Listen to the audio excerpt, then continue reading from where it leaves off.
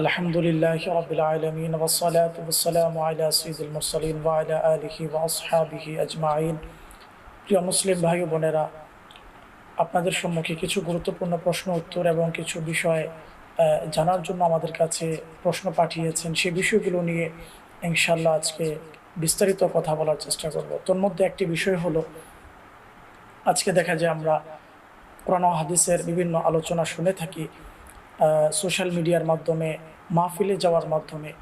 তো আমরা যে বিভিন্ন ওয়াজ নসিহাত শুনে থাকি, যিনারা আমাদেরকে ওয়াজ নসিহাত করেন, ইসলামিক বক্তা যাদেরকে আমরা বাংলা ভাষায় বলে থাকি, তো ওই ইসলামিক বক্তাদের কোরআন সুন্নাহর আলোকে কতটুকু জ্ঞান থাকার প্রয়োজন রয়েছে, বা কোন কোন বিষয়গুলো একজন আলেমের মাঝে, একজন ব্যক্তির মাঝে থাকাটা জরুরি, না থাকলে তার ওয়াজ করাটাও জায়েজ হবে না এবং ওয়াজ শোনাটাও জায়েজ হবে না। তো সেই বিষয়গুলো নিয়ে আজকে আমরা কথা বলার চেষ্টা করব কোরআন ও হাদিসের আলোকে ইনশাআল্লাহুল কারীম। আল্লাহ তাআলা আমাদেরকে সেই বিষয়গুলো স্মরণে রাখার তৌফিক দান করুন। এক নাম্বার, সৈয়দ আলা হযরত রাহমাতুল্লাহি আলাইহির কাছে জিজ্ঞাসা করা হয়েছে যে একজন ব্যক্তি ওয়াজ করার জন্য কয়টি শর্ত রয়েছে, কোন কোন বিষয়গুলো ইম্পর্ট্যান্ট, যে বিষয়গুলো তার মাঝে না থাকলে সে ওয়াজ করতে পারবে না।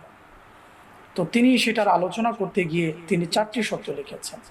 এক নম্বর তিনি লিখেছেন, যিনি ওয়াজ করবেন বক্তা, তার 1 নম্বর শর্ত হলো তাকে মুসলমান হতে হবে। তো মুসলমান ছাড়া অমুসলিম যে তার কোনো লেকচার শোনা যাবে না। 2 নম্বর বিষয় হলো তাকে সহিহুল আকিদা সুন্নি তথা আহলে সুন্নাত ওয়াল জামাতের আকিদা বিশ্বাসী হতে হবে।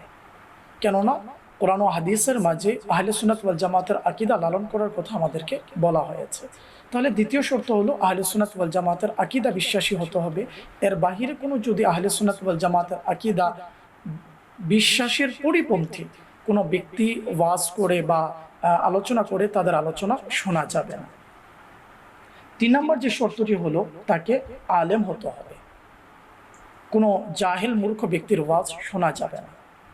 কেননা জাহেল ব্যক্তির ওয়াজ যদি আপনি শুনেন, সে কোরআন হাদিসের বাহির থেকে কথা বলবে, তখন তার কথা শোনার মাধ্যমে আপনার ঈমান পরিপক্ক হবে না, মজবুত হবে না, বরঞ্চ আপনার ঈমান আরও নষ্ট হয়ে যাবে।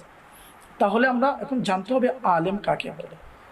এই ব্যাপারে ইমামে আহলে সুন্নাত রহমতুল্লাহি আলাইহি তিনার আরেকটি কিতাব আহকামে শরিয়াতের 231 পৃষ্ঠার মাঝে তিনি লিখেছেন যে আলেম কাকে বলে।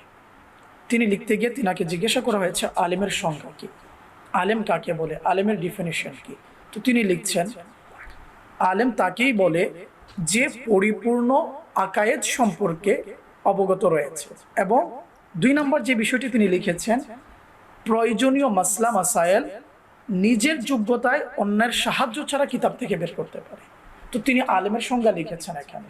তো আমরা যে জিনিসটি জানলাম যে ওয়াজ করার জন্য আলেম হতে হবে, কোনো মূর্খ ব্যক্তি ওয়াজ করতে পারবে না। এবং আলেমের সংজ্ঞা ইমামে আহলে সুন্নাত রাহমাতুল্লাহ আলাইহি যেটি লিখলেন যে আকায়েদের জ্ঞান পরিপূর্ণ থাকতে হবে এবং অন্যের সাহায্য ছাড়া কিতাব থেকে প্রয়োজনীয় মাসলা মাসাইল তাকে বের করতে হবে। এখানে অনেক সময় আমরা সার্টিফিকেট দেখে থাকি, বড় কোনো ইসলামিক ইউনিভার্সিটি থেকে পড়াশোনা করেছে, নাম শুনেই আমরা তার পেছনে দৌড়ানো শুরু করি।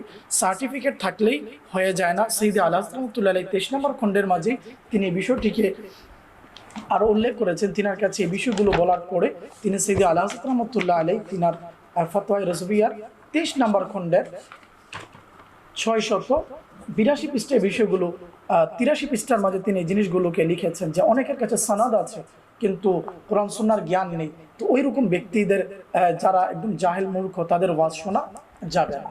তাহলে আমরা 3 নম্বর শর্তে জানতে পারলাম যে ওয়াজ করার জন্য তাকে আলেম হতে হবে। কেননা সে দেখা যাবে আলেম না হলে এমন মন গড়া কাহিনী বলবে, ঘটনা বলবে এবং আকায়েদের ব্যাপারে অবগত না থাকার কারণে এমন কিছু বলবে যেটার কারণে আপনার আমার ঈমান নষ্ট হয়ে যাবে। তো 4 নম্বর শর্ত তিনি লিখেছেন ফাসিক না হওয়া। অর্থাৎ দেখা যায় আমাদের সমাজে অনেক আছে যারা ফাসিক ওয়াজ করছে, তাদের ওয়াজ শোনা যাবে না। যেমন অনেকে প্রকাশ্যে গালিগালাজ করে, মুসলমানদেরকে গালি দেয়। তো এমন ব্যক্তিদের ওয়াজ শোনা যাবে না। যারা নামাজ ছেড়ে দেয়, নামাজের প্রতি কোনো খেয়ালই নেই, প্রকাশ্যে নামাজ ছেড়ে দেয়, বা অনেকে দাড়ি নেই, এক মুষ্টি থেকে ছোট, তো ওরাও ফাসিক, তাদেরও ওয়াজ শোনা যাবে না।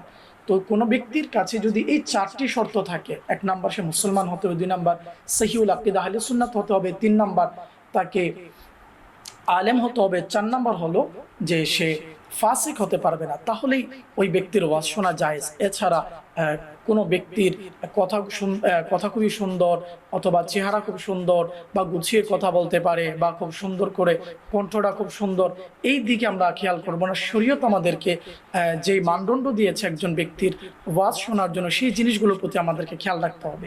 এই জিনিসগুলো যদি আমরা খেয়াল না রাখি, দেখা যাবে কোনো জাহিল ব্যক্তির ওয়াজ শুনে দেখা যাবে এমন কথা বলবে আল্লাহর ব্যাপারে বা নবী সাল্লাল্লাহু আলাইহি সাল্লামের ব্যাপারে, ফেরেশতাদের ব্যাপারে বা অন্যান্য ব্যাপারে এমন কথা বলবে যেটার মাধ্যমে আপনার আমার ঈমান চলে যাবে। দেখা যায় আমাদের কাছে প্রতিনিয়ত বিভিন্ন মানুষ ভিডিও পাঠিয়ে ওই ভিডিও ক্লিপস সম্পর্কে জানতে চান। দেখা যায় ইসলামিক বক্তা নামের আগে কিন্তু দেখা যায় এমন এমন কথা বলছে আল্লাহর ব্যাপারে, আস্তাগফিরুল্লাহ, তার ঈমান চলে যাচ্ছে। এবং যারা শ্রোতা তারাও সেই কথাকে সমর্থন করছে, সুবহানাল্লাহ বলছে। তখন আপনি ওই কুফরি কথাটাকে সমর্থন করার কারণে দেখা যাবে আপনারও ঈমান চলে যাবে। তো এই জন্য আমরা যেই শর্তগুলো আজকে জানতে পারলাম, আমরা এই শর্ত অনুযায়ী কোনো ব্যক্তির মাঝে যদি এই 4টি শর্ত পাওয়া যায় তাহলেই তার ওয়াজ শোনা যাবে, না হলে কোনো ব্যক্তির ওয়াজ শোনা যাবে না। শুনলে আপনার সওয়াব হবে না, বরঞ্চ গুনাহ হবে, বরঞ্চ সে ইলম ছাড়া ফতোয়া দিয়ে সে নিজেও গুমরাহ হবে। আল্লাহ রাসূল হাদিস শরীফে বলেছেন যে ইলম ছাড়া ফতোয়া দিবে, কথা বলবে, সে নিজেও পথভ্রষ্ট এবং তাকে যারা ফলো করবে তারাও পথভ্রষ্ট হবে। আল্লাহ তাআলা আমাদেরকে স্মরণ রেখে এই কথাগুলোর উপর আমল করার তৌফিক দান করুক এবং দুনিয়া ও আখিরাতকে সুন্দর করার তৌফিক দান করুক। আমিন। বিজাহিন নবী আমিন সাল্লাল্লাহু আলাইহি ওয়াসাল্লাম।